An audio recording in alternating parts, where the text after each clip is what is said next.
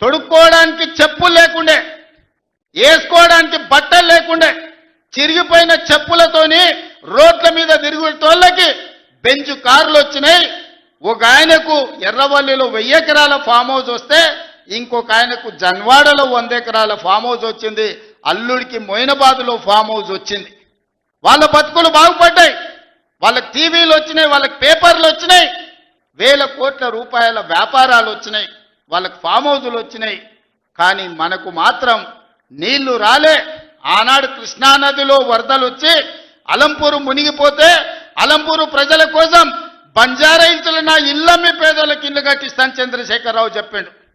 ఆయన ఇల్లు అమ్మలేదు కానీ 100 ఎకరాల ఫామ్ హౌజులు కట్టుకున్నాడు. ఆ నిర్లక్ష్యం నుంచి 10 ఏళ్ళు చూసినాం. ఇక పాలమూరు ప్రజలు నిర్ణయం చేసుకోరు. మా బతుకులు బాగుపడాలంటే మట్టికి పోయినా ఇంటోడే పోవాలని పెద్దలు చెప్పారు. ఇక వాణ్యవనో వీణ్యవనో ఎవనెవనో మోసేది లేదు. మా బిడ్డ ఈ మట్టిలో పుట్టి ఈ మట్టిలో కలిసిపోయి మా బిడ్డ ఈ తెలంగాణకు ముఖ్యమంత్రి ఉండాలి. మా బిడ్డ ఉంటేనే మా సమస్యలు పరిష్కారం అవుతాయని పాలమూరు మొత్తం ఏకమై తెలంగాణకి ఒక స్ఫూర్తిగా నిలబడి ఈ జిల్లా నుంచి మీరు ఆశీర్వదించారు కాబట్టి ఈనాడు తెలంగాణ రాష్ట్రంలో మనం ప్రభుత్వాన్ని ఏర్పాటు చేసినాం.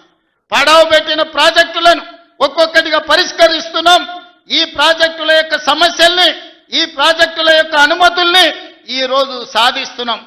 అన్నీ ఉన్నా అల్లు నోట్ల శని ఉన్నట్టు ఎన్ని అనుమతులు తెచ్చినా ఇవాళ 8 లక్షల కోట్ల రూపాయలు అప్పు చేసి నా నెత్తి మీద పెట్టిపోయాడు.